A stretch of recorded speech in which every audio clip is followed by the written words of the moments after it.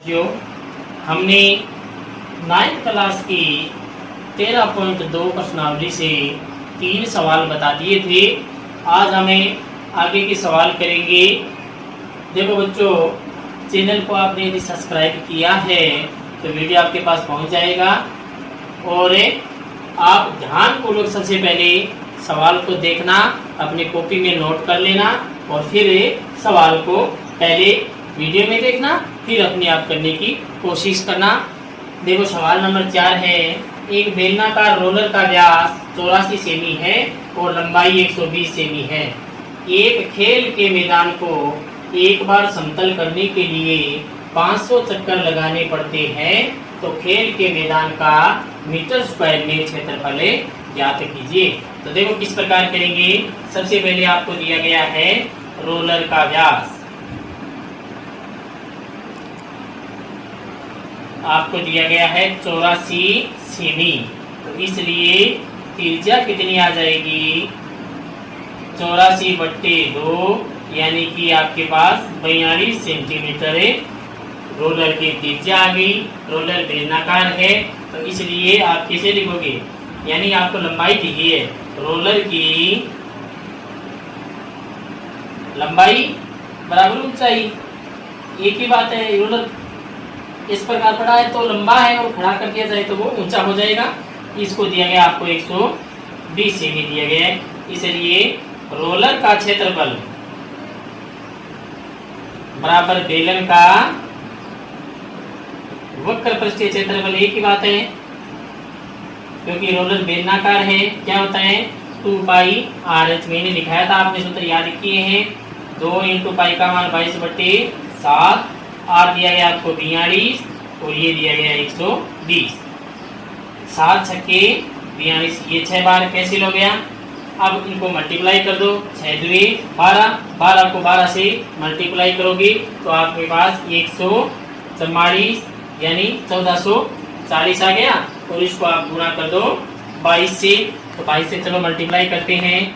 0 22 चौके 88, शेष रह गई 8, 22 चौके 88 और 8 हो गई 96, शेष रह गई 9, 22 और 9 हो गई 31, यानी ये आपके पास आ गया 31,680 सेंटीमीटर स्क्वायर। अब आपको ये कह रहा है कि खेल के मैदान का मीटर स्क्वायर में क्षेत्रफल ज्ञात करो, तो सेंटीमीटर को अभी मीटर में बदलना पड़ेगा। क्या आप क्या लिखोगे 31,680 × 1/10,000, क्योंकि सेंटीमीटर को मीटर में बदलने के लिए 100 का भाग दिया जाता है, ये सेंटीमीटर स्क्वायर है तो 100 का स्क्वायर 10,000 हो गया। तो आप लिखोगे 3.1680 मीटर स्क्वायर। अब खेल के मैदान को समतल करने के लिए रोलर को कितने चक्कर लगाने पड़ते हैं, 500 चक्कर लगाने पड़ते हैं, तो इसलिए खेल मैदान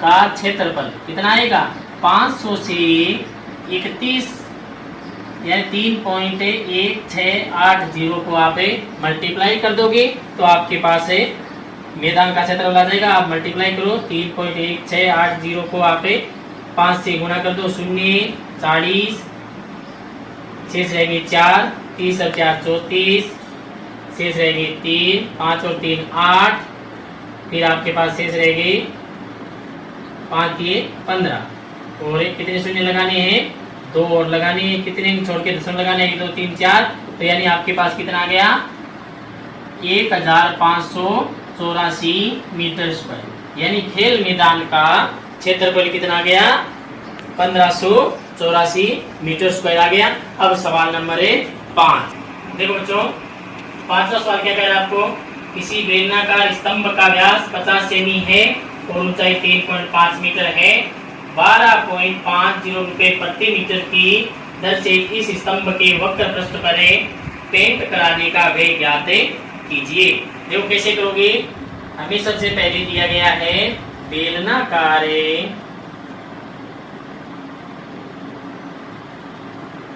स्तंभ का व्यास दिया गया है 50 सेमी, तो इसलिए त्रिज्या कितनी आ जाएगी 50/2 यानी कि 25 सेमी आ गई। सेंटीमीटर में दिया गया है और ये दी गई है मीटर में, तो इसको आपको मीटर में बदलना पड़ेगा। तो मीटर में कैसे बदलोगे? 25/100, 25 चौके 100, 1/4 मीटर। यानी कि आपके पास है बेलनाकार स्तंभ की त्रिज्या कितनी आ गई? 1.4 मीटर आ गई। ऊंचाई आपको दी गई है 3.5 मीटर, या इसको मैं लिख सकता हूँ 7/2 मीटर। अब वक्र पृष्ठ पर पेंट करवाना है तो बेलन का वक्र पृष्ठ क्षेत्रफल याद करो, इसलिए स्तंभ का वक्र पृष्ठीय क्षेत्रफल क्या होता है? 2πr होता है। 2 इंटू पाई का मान 22/7 इंटू आर। आर दिया गया आपको 1/4 और एच दिया गया है 7/2। तेरे को 2 से 2 कैंसिल हो गया, 7 से 7 कैंसिल हो गया, तो आपके पास कितना बचा? 22/4 मीटर स्क्वायर। यानी स्तंभ का क्षेत्रफल 22/4 मीटर स्क्वायर आ गया। अब आपको क्या करना है? 12.5 रुपए प्रति मीटर की दर से इस स्तंभ के वक्र पृष्ठ पर पेंट कराने का व्यय ज्ञात कीजिए। तो इसलिए 12.50 रुपए की दर से पेंट करवाने का व्यय कैसे ज्ञात करोगे? 22/4 इंटू 12.50, यानी कि 22/4 को 12.50 से यहाँ पे मल्टीप्लाई कर दो, आपके उत्तर आ जाएगी। कैसे? देखो ये कैंसिल हो जाएगा, ये 11 बार और ये 2 बार, 2 से ये कैंसिल हो जाएगा, ये 6, फिर 2 दुए 4 और 5 दुए 10, यानी कि 11 को 6.25 से गुणा कर दो। तो गुणा करते हैं हमें 11 पंजे 55, शेष रह गए 5, 22 और 5 से 27, फिर शेष रह गए 2, 66 और 2 68, यानी कि आपके पास कितना? 68 रुपए 75 पैसे लगेंगे इस बेलनाकार स्तंभ के वक्र पृष्ठ पर 12.50 रुपए की दर से पेंट करवाने का वे। सवाल नंबर 6 देखो बच्चों, सवाल नंबर 6 है, एक लंबवर्तीय बेलन का वक्र पृष्ठीय क्षेत्रफल 4.4 मीटर स्क्वायर है। यदि बेलन के आधार की त्रिज्या 0.7 मीटर है तो उसकी ऊंचाई ज्ञात कीजिए। तो सबसे पहले आपको त्रिज्या दी गई है लंबवर्तीय बेलन की। बेलन की त्रिज्या बराबर 0.7 मीटर या 7/10 मीटर आ गई, यानी पॉइंट हटाओ, नीचे 10 लगा तो 7/10 मीटर आ गई। अब आपको दिया गया तथा वक्र पृष्ठीय क्षेत्रफल कितना दिया गया है? 4.4 मीटर स्क्वायर। वक्र पृष्ठीय क्षेत्रफल 2πr होता है बराबर 4.4 मीटर स्क्वायर। 2 इंटू पाई का मान 22/7, आर आपको दिया गया 7/10 से, एच आपको ज्ञात करना है। इसको आप 44/10 लिख सकते हो, क्योंकि 4.4 है तो पॉइंट हटाओगे, नीचे 10 आ जाएगा। ये 10 से 10 कैंसिल हो गया, ये 44, 2 से 2 कैंसिल हो गया और ये 7 से 7 कैंसिल हो गया, कुछ नहीं बचा, तो आर बराबर आ गया 1 मीटर।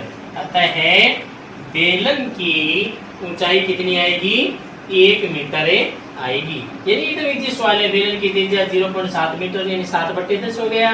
वक्र पृष्ठीय क्षेत्रफल 4.4 मीटर स्क्वायर दिया गया है। वक्र पृष्ठीय क्षेत्रफल 2πr बराबर 4.4 आ गया।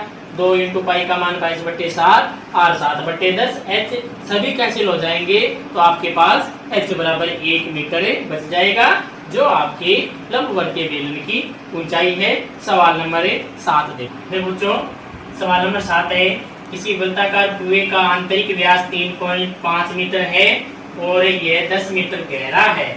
ज्ञात कीजिए आंतरिक वक्र पृष्ठीय क्षेत्रफल है और 40 रुपए की दर से आंतरिक वक्र पृष्ठ पर प्लास्टर करवाने का व्यय आपको ज्ञात करना है। देखो पहले हम आंतरिक वक्र पृष्ठ क्षेत्रफल ज्ञात करेंगे। आपको दिया गया है कुएं का व्यास बराबर दिया गया है 3.5 मीटर है, इसलिए त्रिज्या कितनी आ जाएगी? 3.5/2 या मैं लिख सकता हूँ 35/20 मीटर, यानी कि कुएं की त्रिज्या कितनी आ गई, 35/20 मीटर आ गई।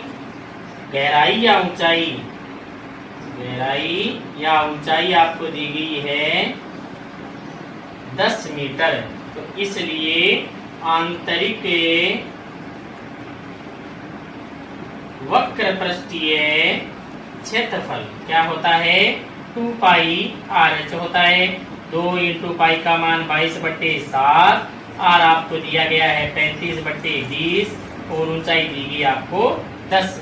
तो यानी कि 0 से 0 कैंसिल हो गया और 2 से 2 कैंसिल हो गया, 7 पंजे 35। अब ये इतना कैसे लग गया। अब आपको 22 से 5 से गुणा करना है, 22 पंजो 110 मीटर स्क्वायर, यानी कि कुएं का आंतरिक वक्र क्षेत्रफल कितना आ गया, 110 मीटर स्क्वायर आ गया। अब सेकंड नंबर है 40 रुपए की दर से प्लास्टर करवाने का व्यय। इसे ज्ञात करोगे, 110 को 40 से गुणा कर दो, 11 चौके 44 और 2 शून्य, 4400 रुपए आंतरिक वक्र पृष्ठ पर प्लास्टर करवाने का व्यय आएगा। जितना आपके उत्तर आए हैं उसको आप 40 से मल्टीप्लाई कर दो, आपके उत्तर आ जाएंगे। सवाल नंबर 8। देखो 8 क्या कह रहे हैं, गर्म पानी द्वारा गर्म रखने वाला संयंत्र में 28 मीटर लंबाई और 5 सेमी व्यास वाला एक बेलनाकार पाइप है। इस संयंत्र में गर्मी देने वाला कुल कितना पृष्ठ है। इसलिए क्या लिखोगे, सबसे पहले आपको दिया गया है बेलनाकार पाइप का व्यास आपको दिया गया है 5 सेमी। तो इसलिए त्रिज्या कितनी आएगी, 5/2 सेंटीमीटर आ गई। सेंटीमीटर को मीटर में बदलोगी तो यह लिख दो 5/20 इंटू 100, यानी कि ये कितना आ गया 5/200, ये मीटर में आ गया, क्योंकि सेंटीमीटर को मीटर में बदलने के लिए 100 का भाग दिया जाता है। और आपको ऊंचाई या लंबाई कितनी दी गई है, 28 से मीटर दी है। तो इसलिए क्षेत्रफल क्या आ जाएगा, 2πRh, 2 इंटू 22/7 इंटू आर दिया गया है 5/200 इंटू एच दिया गया है 28। तो देखो 7 चौके 28, 4 बार कैंसिल हो गया, ये 2 से 200 100 बार कैंसिल हो गया। अब देखो 5 दुए ये 2 बार और ये हो गया 50 बार, 50 5 से 10 बार। तो देखो अब गुणा कर दो, 22 दुए 44, 44 को आप 10 से भाग दोगे तो आपके पास 4.4 मीटर स्क्वायर, यानी कि गर्मी देने वाले पाइप का वक्र पृष्ठीय क्षेत्रफल कितना है, 4.4 मीटर स्क्वायर है। अब देखो सवाल नंबर 9। सवाल नंबर 9 देखो, ज्ञात कीजिए एक बेलनाकार पेट्रोल की बंद टंकी का पार्श्व पृष्ठीय क्षेत्रफल जिसका व्यास 4.2 मीटर और ऊंचाई 4.5 मीटर है। तो पहले हम पहला करेंगे फिर दूसरा पढ़ेंगे। क्या है, बेलनाकार टंकी का व्यास, बेलनाकार पेट्रोल की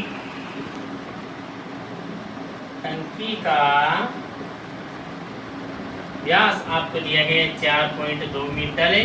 तो इसलिए त्रिज्या कितनी आ जाएगी, 4.2/2 यानी 2.1 मीटर आ गई। ऊंचाई कितनी दी गई है, ऊंचाई दी गई है 4.5 मीटर। तो इसलिए टंकी का क्षेत्रफल क्या आएगा, 2πRh। तो 2πRh 2 इंटू 22/7 इंटू आर आपको दिया गया 2.1 और एच दिया गया 4.5। तो ऐसा करो, इस पॉइंट हटा के नीचे 10 है, इसका ये पॉइंट हटा के नीचे 10 रख दो, ये 7 21 आ गया और 5 दुए 10 आ गया और 9 पंजे 45। अब इनको मल्टीप्लाई कर दो, 66 है, 66 को आप 9 से गुणा करो, 66 को 9 से गुणा करो, 9 छके 54, शेष रह गए 5, 54 और 5 है 59। तो ये आ गया 594/10 यानी 59.4 मीटर स्क्वायर। यानी कि टंकी का क्षेत्रफल कितना आ गया? 59.4 मीटर स्क्वायर आ गया। अब नीचे दूसरा सवाल देखो, इसका क्या है? सेकंड है, इस टंकी को बनाने में कुल कितना इस्पात लगा होगा यदि कुल इस्पात का 1/12 भाग बनाने में नष्ट हो गया है। यानी टंकी स्टील की बनी हुई है, इस्पात का मतलब स्टील की बनी हुई है। आपको ये कह रहा है कि टंकी में कुल कितना इस्पात लगा है कि बनाने में 1/12 भाग नष्ट हो गया। तो हम क्या करेंगे, माना टंकी में लगा इस्पात कितना है? x मीटर स्क्वायर है। यानी टंकी में कुल कितना इस्पात लगा है? x मीटर स्क्वायर है। नष्ट हुआ भाग, नष्ट कितना हो गया? x/12 भाग, यानी x का 1/12 x/12 हो गया। तो शेष कितना रहा? शेष भाग कितना रहा? x माइनस x/12, लघुत्तम 12 आ गई, तो 12x माइनस x, तो यानी कि 11/12x। शेष इस्पात इतना रहा। अब क्या करोगे, टंकी का कुल कितना क्षेत्रफल है? क्षेत्रफल के बराबर ये इस्पात रख दो, आपके पास से कुल जो इस्पात लगा है वो मान आ जाएगा। इसलिए 11/12x बराबर 59.4, तो x बराबर कितना आ गया? 59.4 इंटू 12/11। देखो 11 से कैंसिल होता है क्या? 11 पंजे 55 है, कैंसिल हो जाएगा। 11 पंजे 55, शेष रहेगी 4, 11 चौके 44। 5.4 को आप 12 से मल्टीप्लाई कर दो, तो x बराबर आ गया 12 चौके 48, शेष रह गई 8, और 12 पंजो 60, 8 है 68.8 मीटर स्क्वायर इस्पात लगा है कुल टंकी को बनाने के लिए। अब सवाल नंबर 10 से देखो, सवाल नंबर 10 क्या है? दी की आकृति में आप एक लैंप सेट का फ्रेम देख रहे हैं। इसे एक सजावटी कपड़े से ढका जाना है। इस फ्रेम के आधार का व्यास 20 सेमी है और ऊंचाई 30 सेमी है। यानी इसका आधार का व्यास 20 सेमी है, त्रिज्या कितनी हो जाएगी? 10 सेमी हो जाएगी, और ऊंचाई कितनी है? 30 सेमी दी गई आपको। फ्रेम के ऊपर और नीचे मोड़ने के लिए दोनों ओर 2.5 सेमी अतिरिक्त कपड़ा भी छोड़ा जाना है। ज्ञात कीजिए कि लैंप सेट को ढकने के लिए कुल कितने कपड़े की आवश्यकता होगी। तो सबसे पहले आपको दिया गया है कि बेलनाकार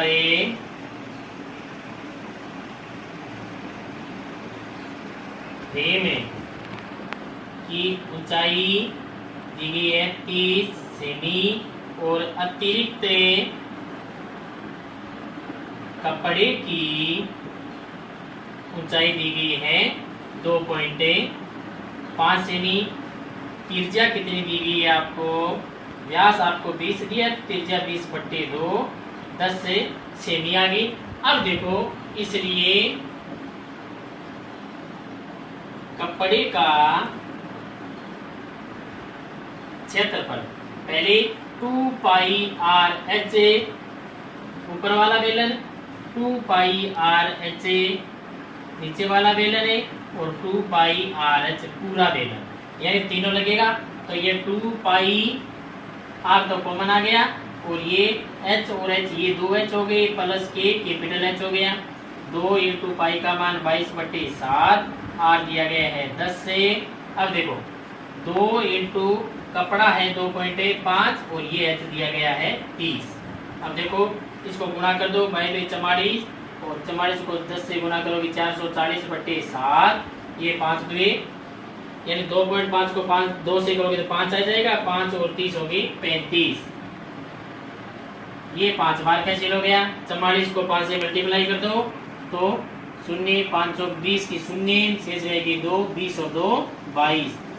कुल 2200 सेंटीमीटर स्क्वायर कपड़ा लगेगा। यानी एकदम इजी है, पहले इस बेलन का, फिर इस बेलन का और फिर इस पूरे बेलन का आप क्षेत्रफल निकालोगे तो ये 2πRH प्लस 2πRH और 2πRH है। अब h का मान 30 दिया गया, स्मॉल h का मान 2.5 है, 35 आ गया, 7 से कैंसिल हो गया, गुणा करोगे तो 2200 सेंटीमीटर स्क्वायर कपड़ा आ जाएगा। ये 10 सवाल मैंने बता दिए। कल हम 13.3 पढ़ेंगे। इन सवालों को आप ध्यानपूर्वक देखना, कोई यदि समझ में न आए तो मेरे से पूछना, मैं निश्चित रूप से आपको बताऊंगा। चैनल को ज्यादा से ज्यादा शेयर करो, आप सब्सक्राइब करो ताकि प्रत्येक विद्यार्थी को फायदा हो सके और समय का सदुपयोग हो सके।